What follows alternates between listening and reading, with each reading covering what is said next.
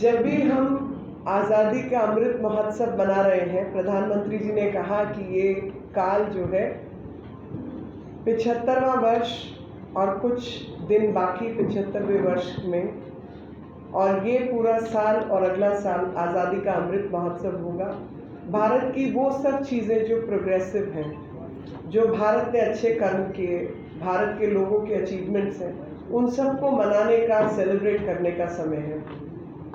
लेकिन साथ ही रिजॉल्व्स का भी समय है कि हम अपने इतिहास को जाने, पहचाने और उन सब चीज़ों को जाने जो हमारे बड़े बुजुर्ग पुरखों ने इतने बड़ी कुर्बानियाँ और बलिदान दिए इस देश को देश बनाने के लिए।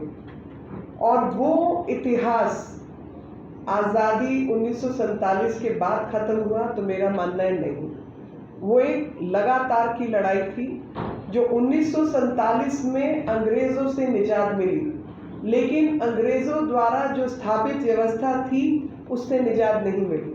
और उस व्यवस्था का दुरुपयोग का सबसे बड़ा उदाहरण, जो सबसे काला दिन है, वो देश के इतिहास में 26 जून 1975 था।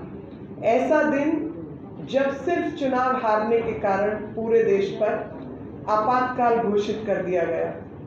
और विजय कुमार मल्होत्रा जी तो साक्षी रहे हैं।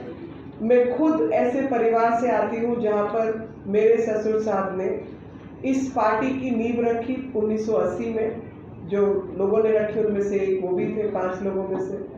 लेकिन उससे भी जो बड़ी घटना है वो ये है कि 1947 से पहले वो व्यक्ति 12-14 बार जेल जा चुके थे अंग्रेज़ों से लड़ते हुए।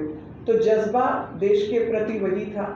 लेकिन आज़ादी के बाद मीसा में और तमाम कानूनों के अंदर कई बार उनको जेल भेजा गया, लेकिन इमरजेंसी में फाइनली उनको उठा के जेल भेज दिया गया और 19 महीने जेल में प्रताड़ना रही।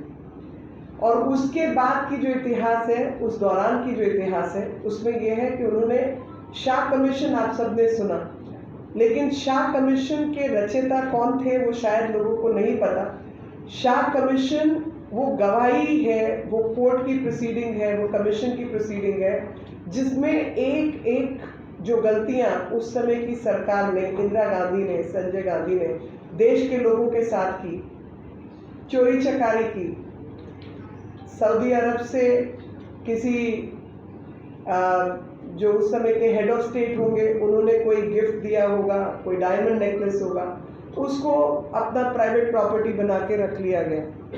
यहीं बंगाली मार्केट के पास नई दिल्ली के डीएम, अब मैं नाम नहीं लेना चाहती क्योंकि वो सब लोग किस किस इतिहास से गुजर के हमारे समर्थक भी बने बाद में, और साथ में वो पुलिस वाले जो उस समय इस डिस्ट्रिक्ट के एसपी हुआ करते थे, वो तमाम लोगों के इतिहास दर्ज हैं कि उन्होंने क्या क्या एट्रॉसिटीज़ की, कितनी क्रूरता, कितनी बर्बरता के साथ लोगों का जीना मुश्किल किया।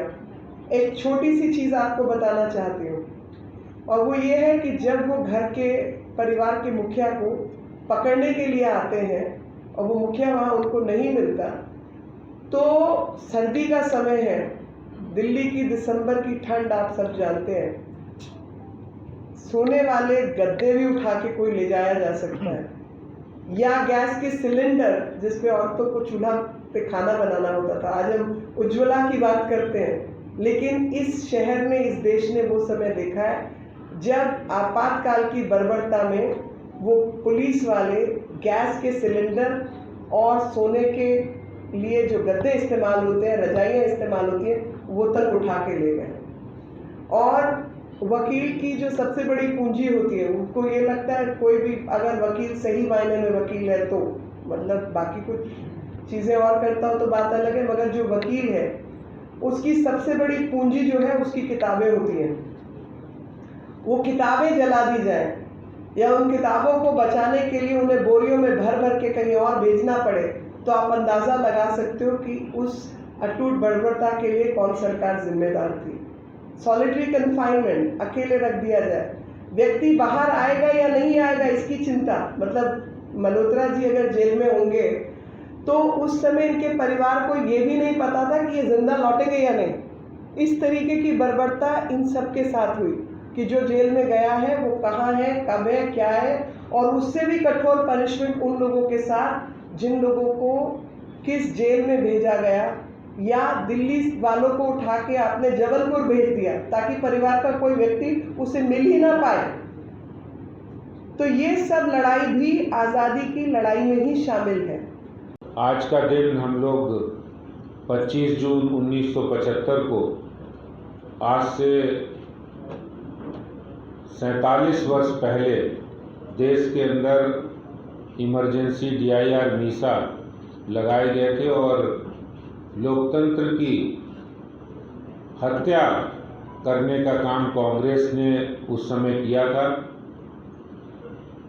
अपनी राजनीतिक महत्वाकांक्षा के लिए सत्ता के दुरुपयोग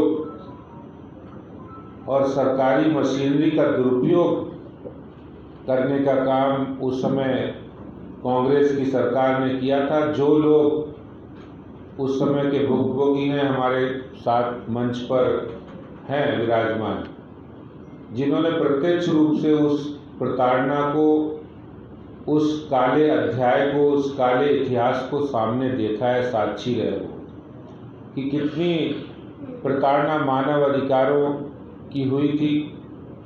प्रेस मीडिया के कार्यालय बंद कर दिए गए थे, सेंसर कर दिए गए थे। जो खबरें जाती थी वो खबरें सरकार के पहरे में जाती थी, जो वो चाहते थे वही खबरें बाहर निकलती थी। इतना बड़ा कड़ा और पहरा मीडिया हाउस और अखबार के कार्यालयों पर हो गया था। जो लोग उनकी बात नहीं मानते थे, उनकी मीडिया हाउस की कार्यालय की बिजली भी काट दी जाती थी। ये सारे काम कांग्रेस के समय हुए थे।